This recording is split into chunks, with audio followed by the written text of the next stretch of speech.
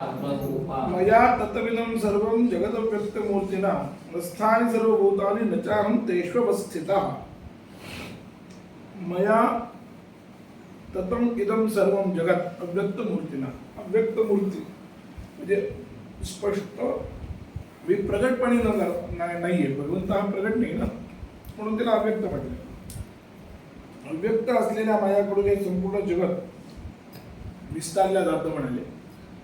आणि मस्थानी सर्वभूतानी, सगळे भूत माया ठिकाणी आहेत, पण न चाहन तेषु अवस्थितः, पण मी त्यांच्यामध्ये नाही. याचा अर्थ करताना ज्ञानोबा राय असं म्हणतात, माझे या विस्तारलेपणाची नावे हे जगची नो हे आघवे, जैसे दूध मुराले स्वभावे तरी तेची दही. हे ओवी जे आहे ना, अत्यंत वंशास्पद आहे. ओवीचा जो अर्थ करायचा म्हणला तर अत्यंत त्रासदायक अर्थ आहे, पण दृष्टांतावरून दाष्टांतिक समजून घेणं आवश्यक आहे. काय म्हणतात ते, जैसे दूध मुराले स्वभावे तरी तेची दही. जसं विरजलेलं दूध, हे दूध न राहता काय होतं, दही होतं. म्हणजे ते तसं म्हणाले, तसं हे जगचे नो हे आघवे, हे जग नाहीच. मग कोण आहे, माझा नामरूपाचा विस्तार आहे. भगवंताचा विस्तार असा नाही, हे लक्षात घ्या. इथली ओवी जी आहे ना, ही ओवी जर तशी नाही सांगितली तर शास्त्र सिद्धांताला बाध येतो. उलटा म्हणजे कसं होईल माहिती का, प्रकृत म्हणजे परिणामवाद आहे हा. इथं दिलेला दृष्टांत कशाचा आहे, परिणामवाद. परिणामवादामध्ये काय असतं, दुधाचं दही झालं तर दुधाचं अस्तित्व राहत नाही, हा परिणामवादाचा विषय. म्हणून सांख्यांचं म्हणणं काय आहे की प्रकृतीचा परिणाम हा संपूर्ण जगत आहे. म्हणून आता जर विचार केला तर आता प्रकृती नाहीये, तर ती जगत रूपाने परिणत झालेली आहे, त्यामुळे प्रकृती आता नाही. पण वेदांतांचं म्हणणं काय आहे की जग विस्तारलं, काहीतरी झालं तर ब्रह्म जशात तसं राहतं. पूर्णमद पूर्णमिदं पूर्णात् पूर्णमुदच्यते पूर्णस्य पूर्णमादाय पूर्णमेवावशिष्यते, हा वेद सिद्धांत आहे. आणि किती काहीतरी झालं तरी मूळ जे आहे त्याला काही धक्का लागत नाही. त्यामुळे परिणामवादाची इथं उपपत्तीच लागत नाही, परिणामवादाची उपपत्तीच लागत नाही इथं. म्हणून काय सांगितलं यांनी, ज्ञानोबाऱ्यांनी याचा जो अर्थ केला, यांनी काय केलं माहिती ना बाकीच्या लोकांनी, पण यांनी फार व्यवस्थित लिहिलंय की वाजिय विस्तारलेपणाची हे नावे असा केला. अव्यक्त मूर्ती असा शब्द आहे, त्या अव्यक्त मूर्तीचा अर्थ केला माझी विस्तारलेपणाची नावे. इथलं गीता भाष्य केलं, गीता सांगायला मोठं पुस्तक पाहिजे इथं, मोठं.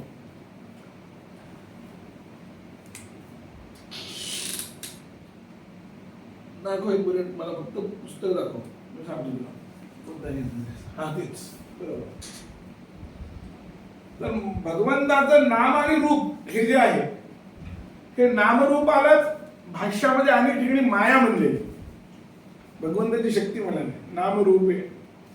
तर ते नामरूपाचा विस्तार म्हणजे हे जगत आहे.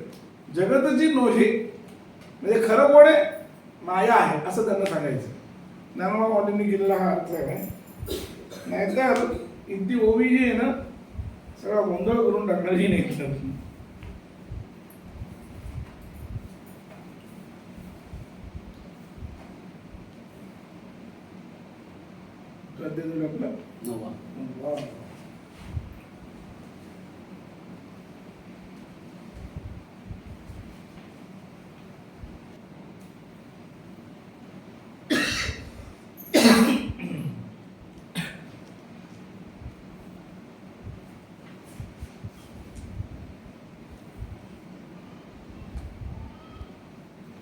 नसताना जर उतर नाही निराकरणाने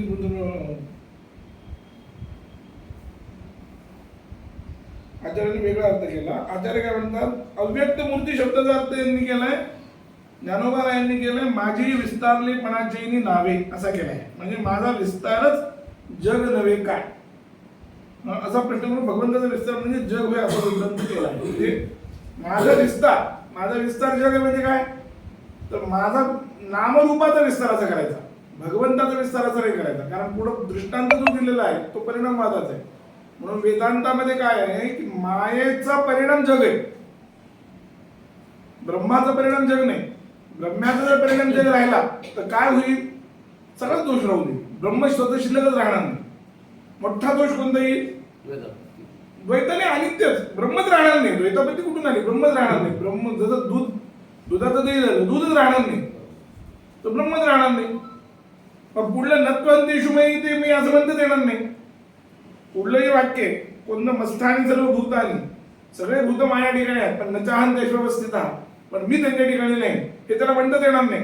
पण तूच तर भूत जर झालास, तू जर भूत झालास तर मी त्यांच्या ठिकाणी नाही म्हणणं काय अर्थ राहिला. म्हणून या मौलीचा अर्थ करताना या शब्दाचा असा अर्थ केला पाहिजे. म्हणून परमात्मा जो आहे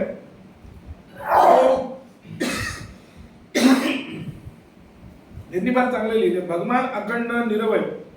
कारण एक दुसरा असं आहे, परिणामवाद का संभवते, अजून एक कारण आहे की परिणामवादासाठी अवयव लागतो. परमात्मा सावयव नाही, निरवय. म्हणजे दुधाचे अवयव आहेत, प्रत्येकाच्या काही ते अवयव आहेत.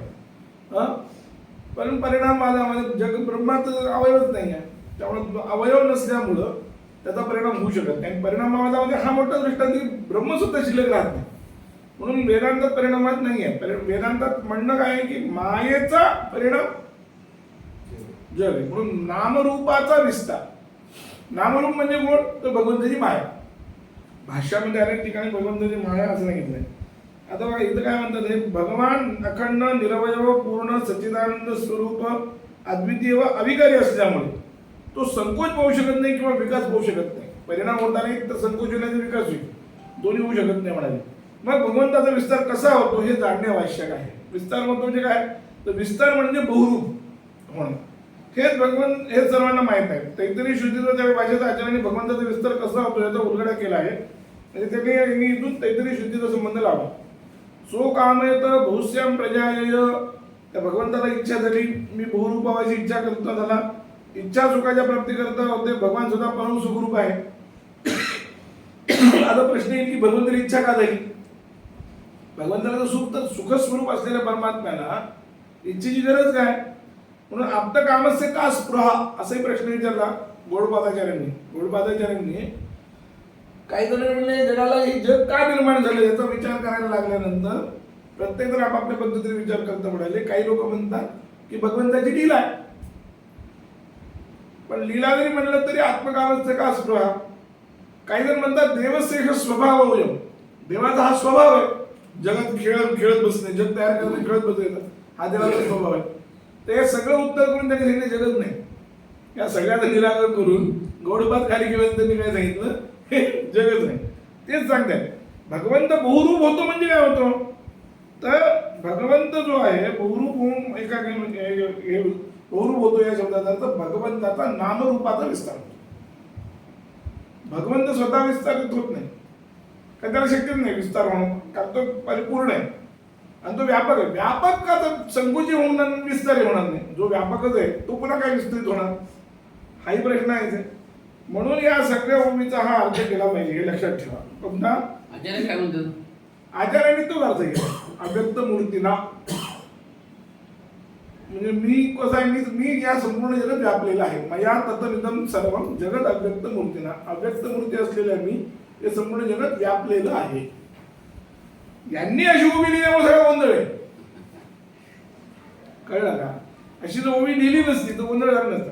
काय म्हणाले, अमृतानुभवामध्ये हे जग नाहीच आहे असं सांगतात. हो हो, अमृतानुभव तो अजातवाद आहे ना, तो अजातवाद जो आहे गौडपादाचार्यांचा, तो काय म्हणतात त्याला मुख्य सिद्धांत आहे आणि तोच खरा सिद्धांत आहे अद्वैताचा सुद्धा. मिथ्यात्ववाद, जग मिथ्या आहे हे सुद्धा एका दृष्टीनं चूकच आहे. जग नाहीच हे खरंय. जगाला मिथ्या म्हणणं सुद्धा एक पायरी खाली उतरणे. हा अजातवाद शंकरा गौडपादाचार्य. पण शंकराचार्यांनी काय केलं की आता जग नाहीच म्हणणं तर काय होतं, अडचण कोणतं येते, घटपटाचे व्यवहार आपण करतो ना, घटपटाचे व्यवहार करतो ना, त्याच्या व्यवहाराची उपपत्ती लावायला गेली की नाही. सामान्य लोकांना घटपटाचे व्यवहार किंवा जेवणं खाणं पिणं झोपणं उठणं बसणं सगळं हा व्यवहार, या व्यवहाराची उपपत्ती काय करायची म्हणून आचार्य त्याला गोंडच नाव देतात व्यावहारिक सत्ता म्हणून. व्यावहारिक सत्य या शब्दाचा अर्थ काय? खरं सत्य नाही हेच आहे. व्यावहारिक सत्य या शब्दाचा जर नीट विचार केला तर काय अर्थ काय होतो? खरं सत्य नाही ते ना. प्रातिभासिक सत्ता, व्यावहारिक सत्ता आणि पारमार्थिक सत्ता. तर पारमार्थिक सत्ता ही खरी सत्ता होती, व्यावहारिक सत्ता खरी नाहीच आहे. हेच त्याचं उत्तर या नावातूनच द्योतित होतं. एवढंच कशाला, जे लोक आता हे सोडून द्या, तुमचा अजातवाद सोडून द्या, अद्वैतवाद सोडून द्या, जे लोक जगाला सत्य मानतात, जे लोक कोणी असो, मग मध्वाचार्य असतील, रामानुजाचार्य असतील, कोणी असतील, ते सुद्धा विचार करा की ईश्वर जेवढा सत्य तेवढं मानतात का? ईश्वराची सत्यतेची जी कोटी, ईश्वर जेवढा सत्य तेवढं सत्य जगत आहे का त्यांच्या मतात? नाही, त्याची कॅटेगरी कमी गेली म्हणजे ते खरं नाहीच आहे ना. खरा विचार जर केला, जे दिसतंय किंवा व्यावहारिक हे आहे त्याला काहीतरी मानावं, त्याला काहीतरी मानावं इथपर्यंत आम्हालाही मान्य, काहीतरी माना, तसं आम्ही व्यावहारिक मानतो ना. पण जर विचार केला तर जे कोणी जग सत्य म्हणणारे आहे लोक, जेवढा ईश्वर सत्य तेवढा घट सत्य का त्यांच्या मतात? ते मानू शकत नाही तेवढा घट, कारण घट कधी फुटू शकतो ना. ईश्वर जो सत्य आहे तो कसा आहे? त्रिकालवादी. त्यांचाही ईश्वर सत्य म्हणजे काय? ईश्वर त्रिकालवादी ते त्यांचाही. कोणी असो, ईश्वर त्रिकालवादी मानेल ना. जो कोणी देवाचा भक्त असेल, देव आहे असं म्हणणारा माणूस आहे, तो देव आज होता काल नव्हता असं थोडीच म्हणणार आहे. तो कालही होता, आजही आहे आणि उद्याही राहणार आहे असं मानलं तर ते ईश्वर मानण्याचा अर्थ आहे. नाही तर म्हणण्यात काही अर्थ नाही, आहे की नाही? हा, म्हणजे जर तसं त्या कोटीत जग आहे का? म्हणजे सत्य जरी तो म्हणत असला ती कोटी ती ठरतच नाही. तेच खरं उत्तर आहे, तेच खरं उत्तर आहे. आणि म्हणून आता नाही इथं काय झालं, इथं अडचण मला ती ओवी पाहिली की मला हे काय लिहिलं म्हणले, माझे या विस्तारलेपणाचे नावे हे जगची नोई आगवे. याचा अर्थ काढणार कोणी काय करेल, मी विस्तारलो, हे जग नाहीच, मी माझाच विस्तार आहे. जैसे दूध मुराले स्वभावे तरी तेची दिले दही. जसं दूध स्वभावातून मिळवलेलं दूध हे दही असतं, तसं माझा विस्तार म्हणजे मग उलटा अर्थ जर माझा विस्तार जर असेल तर मग मी कोण आहे? अख्खी ज्ञानेश्वरी खोटी होईल ना ती, कारण वेदांताला विरोध येईल ना, वेदांताला विरोध येईल. तसा अर्थ नाही आहे आणि तसा यांना म्हणायचं पण नाही कारण त्यांनी दृष्टांत देताना एक फार मोठी बारकाई केली, लक्षात ठेवा. विरजलेलं दही दूध म्हणजे दही असं सांगितले त्यांनी. दुधाचं दही होतं असं म्हणले नाहीत त्यांनी, कळलं का? हा एकदम बारकाईचा दृष्टांत काय माहितीये का, की दूध विरजन होऊन मग दही होतं असं म्हणलं नाही. विरजलेलं दूध दही, याचा अर्थ काय की जी विरजलेली अवस्था आहे ती अवस्था म्हणजे माझे विस्तारपण आहे.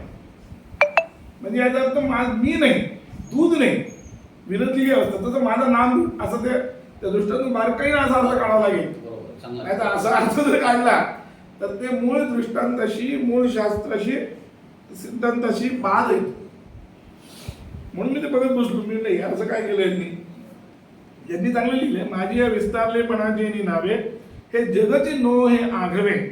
जैसे दूध मुराले स्वभावे तरी तेची दही. जसं विरजलेलं दूध हे दही असतं तसं नामरूप विस्तार म्हणजेच जगत आहे. खरं जगत नावाचं काही वस्तूच नाही, नामरूपच. म्हणजे नामरूप या शब्दाचा अर्थ माया. भगवंताचं नामरूप हेच माया. अस्ति भाती प्रिय हे तीन भगवत आहे आणि नामरूप हे विस्तार आहे. म्हणजे जगत रूपन तत्वज्ञान जे आहे तेच सांगितलं त्यांनी, नामरूप विस्तार. तर याप्रमाणे त्यांनी सांगितलं. पुढं म्हणतात त्यांनी बरं त्याच्यावर लिहिले पण ते वाचूतच आपण. हा, आता काय म्हणतात, विस्तार म्हणजे बहुरूप होणे हेच सर्वांना माहीत आहे. पण तैत्तिरीय श्रुतीवर भाषेत आचार्यांनी भगवंताचा विस्तार कसा होतो याचा उल्लेख केला आहे. सर्व नामरूपासह अत्यंत एक रूप असलेला परमात्मा सो कामयत बहुस्याम प्रजाय मी बहुरूप व्हायची इच्छा करता झाला. आता इच्छा सुखाच्या प्राप्ती करता होते. भगवान सदा परम सुखरूपच आहे. तेव्हा आप्तकामाचे का स्पृहा, आप्तकाम परमेश्वराची इच्छा कशी होणार? परंतु ही इच्छा म्हणजे सुखप्राप्ती करता नसून परमेश्वराच्या परम प्रेम स्वरूपाची स्वाभाविक लीला होय. परमेश्वर एकाकी न रमते, सदा सर्व एकरूपच राहत नाही असं सांगितलं असून जे एकची नव्हे एकच रे असे माऊलींनी अमृतानुभवात म्हटले आहे. म्हणजे अत्यंत एकरूप राहणे हा परब्रह्माचा स्वभाव आहे. तसा बहुरूप हाही परब्रह्माचा स्वभावच आहे. एवं ईश्वरस्यापि अनपेक्ष किंचित प्रयोजनानंतरम स्वभावादेव केवलम लीला रूपा प्रवृत्ती भविष्यती. काही एक प्रयोजनापासून परमेश्वराची लीला मात्र बहुरूप होण्याची प्रवृत्ती होते असा भाव वेदांत सूत्राने व त्याच्या भाषेने दाखवला आहे. की सच्चिदानंद परमात्मा अतिंद्रिय म्हणजे ज्ञानदृष्टिगम्य आहे म्हणून त्याच्याशी अभिन्न राहून त्याच्याच ठिकाणी भासणारा नामरूपात्मक विस्तारही ज्ञानदृष्टिगम्यच आहे असा करिता श्लोकातील अव्यक्त शब्दाचा अर्थ असून नामरूपाने परमात्मा व्यक्त झाल्यावर सगुणही होतो हे मूर्ती या शब्दाने सुचविले आहे. यांनी थोडं त्याला अजून केलं अव्यक्त मूर्ती, अव्यक्त आणि मूर्ती शब्द अर्थ केला. अव्यक्त मूर्ती म्हणजे नामरूपाने नटलेले परमाचे व्यापक सगुण साकार विश्वरूप होय. ज्ञानदृष्टिगम्याच्या त्या अव्यक्त मूर्तीने मी या जगात कसा व्यापन आहे हे भगवंताने अर्जुनाला ज्ञानदृष्टी देऊन पुढे 11व्या अध्यायात प्रत्यक्ष दाखवले आहे. हा नामरूपाने झालेला परमात्मा विस्तार परमेश्वराच्या परमार्थ सत्तेवरच व परमात्मा स्वरूपानेच होत असल्यामुळे परमात्म्याच्या परमार्थ सत्तेपासून दुसरी सत्ता त्याला राहणे शक्य नाही. म्हणजे नामरूपाचाच विस्तार एवढाच अर्थ करा, बाकी काही करू नका. परमात्म्याचा विस्तार म्हणजे परमात्म्याच्या नामरूपाचा विस्तार असं करायचा. कारण नामरूपातून संपूर्ण जगत आहे. कारण परमात्मा हा उपादान कारण पण आहे आणि निमित्त कारण पण आहे. त्याचं कारण ते पण आहे. म्हणून भगवंत म्हणतो की मी आहे. आता जसं त्यांनी सांगितलं का बीजची झाले तर पुढे 2-3 दृष्टांत दिले. का बीजची झाले तरू अथवा भांगर चळण करू त्याच्यामध्ये एखादा विस्तारू ते हे जग. किंवा बीज जसे झाड होते अथवा सोने जसे अलंकार होते, भांगर म्हणजे सोनं, भांगाराचे अलंकार करू त्याच्यामध्ये एकाचा विस्तारू ते हे जग. आता सोन्याचा विस्तार जसा अलंकार आहे तसं आहे. तर सोन्याचा विस्तार म्हणजे सोन्यावरचा जो आकार आहे तो खोटाच आहे ना. मूळ सोनं खरं, वरचा आकार विस्तार हे मृत्तिका म्हणजे ते त्यांनी सांगितलं की म्हणजे विवर्तमान या दृष्टांत विवर्तमान आहे, अभिप्रेत आहे. सुवर्ण कुंडल, मृतघट हे जे उदाहरणाचे मूळ याच्यात पण आहे आमच्या वेदांत म्हणजे ब्रह्मसूत्र भाष्यात वगैरे सगळीकडे आहे. तर त्यामुळे म्हणलं की बीज जसं तरू होतं, बीज हे उपादान कारण आहे ना. म्हणजे दृष्टांतामध्ये तो पण विचार केला पाहिजे की दृष्टांत कायचा आहे, उपादान कारणाचा विस्तार होतो, निमित्त कारणाचा विस्तार होत नाही. कुंभाराचा विस्तार होत नसतो, मातीचा विस्तार होत असतो. उपादान कारणाचा विस्तार होतो यशोदाचा अर्थ काय, जे मुख्य कारण आहे त्याचा विस्तार होतो. घट कोण होतो, माती होती, कुंभार होत नाही. करतो कुंभार करतो, घट करतो म्हणजे काय हाही प्रश्नच आहे. वेदांताच्या दृष्टीने जर विचार केला तर तोही मोठा प्रश्न आहे. कारण वेदांताच्या मतानुसार काय माहितीये का, मातीत मुळात घट आहे म्हणून घट झाला म्हणतात. काय त्यांचं बैठक आहे, मातीत मुळात घट आहे, नाही तर मातीत मुळात घट नसला असता तर तुम्ही दुसरी वस्तू घेऊन म्हणजे तंतून घट तयार करा ना. होतो का, नाही होत. मातीनच होतो की नाही, याचा अर्थ काय. दुसरा एक म्हणजे तुम्हाला हे तर पटणार नाही पण दुसरा एक दृष्टांत दिला म्हणजे लगेच पटेल. तिळात तेल आहे की नाही, तिळात तेल आहे म्हणून ते त्याच्यापासून तेल निघाले ना. जर त्याच्यात नसतं असतं मग वाळूतून निघायला पाहिजे. तिळातही तेल नाही आणि वाळूतही तेल नाही, समान स्थिती गेली.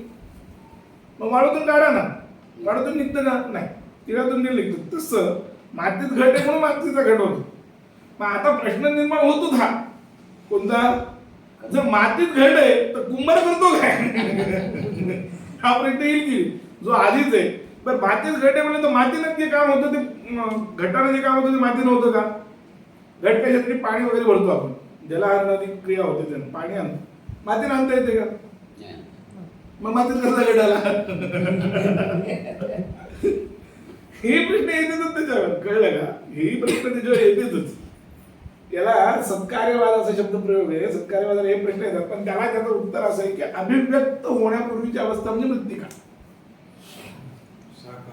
हा त्याला कुंभार करतो काय आता घट करतो म्हणजे नवीन तयार करतो असा अर्थ आहे ना ते त्यापर्यंत तसा अर्थ नाही त्याचा घट करतो या शब्दाचा अर्थ त्याला तो अभिव्यक्त करतो अभिव्यक्त म्हणजे त्याच्यावरचं आवरण दूर करतो त्या मातीत लपलेला जो घट आहे की नाही तो तुम्हाला दिसत नाही जसं त्या दगडामध्ये लपलेली मूर्ती तुम्हाला दिसत नाही मूर्तिकाराला दिसते की नाही तो काय म्हणतो मूर्तिकार खालून खालून खालून खालून खालून बरोबर तिला तो आकार देतो त्याला ते म्हणजे काय झालं त्याला त्याच्यावरती जे असलेलं आवरण आहे ते दूर केलं तसं इथं पण कुंभकार त्या मातीत लपलेला जो घट आहे तो त्याला दिसतो तुम्हाला दिसत नाही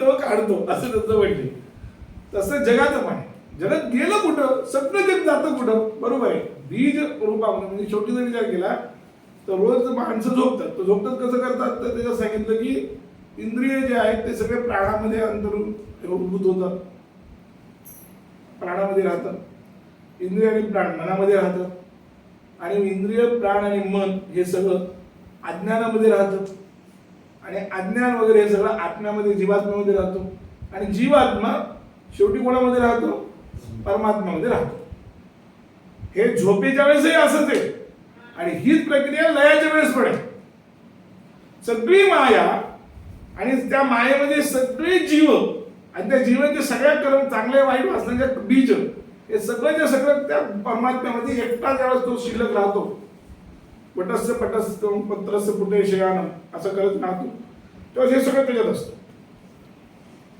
म्हणून तो एकटा असतो आणि ते ज्यावेळेस विस्तार होतो तो विस्तार असं ते प्रश्न राहते मग यांनी निर्मिती का केली कोणी म्हणजे ब्रह्माने ही निर्मिती काही प्रश्न जे आहेत ना त्याचे उत्तर काहीच नाही अनादी हे उत्तर आहे तुमचं काहीच नाही देवशेष स्वभावजम कामस्य का स्पृहा क्रीडा म्हणते कोणी लीला म्हणते कोणी देवाचा स्वभाव म्हणते कोणी काय म्हणते त्याला का आहे उत्तर आहे जग होते म्हणून हे चालू आहे एवढंच उत्तर आहे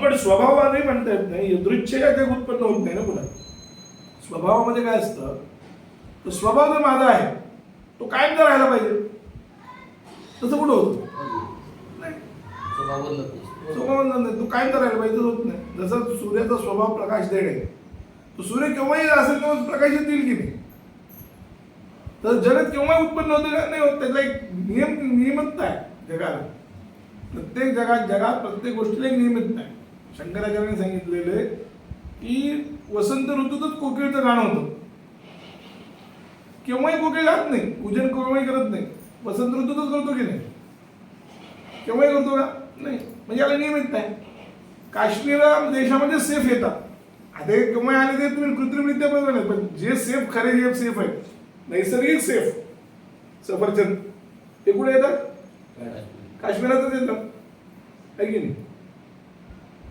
ते असं ते सगळीकडे त्यामुळं जग हे स्वाभाविक नाही यदृच्छा जर झालं किंवा आधुनिक ती थेरी की नाही स्फोट घडला आणि तसं करता येत तसं नाही पण आधुनिक थेरीप्रमाणे हे उत्तर नाही सूर्यास्त बरोबर वेळेवर होतात त्याचा काय उपयोग आहे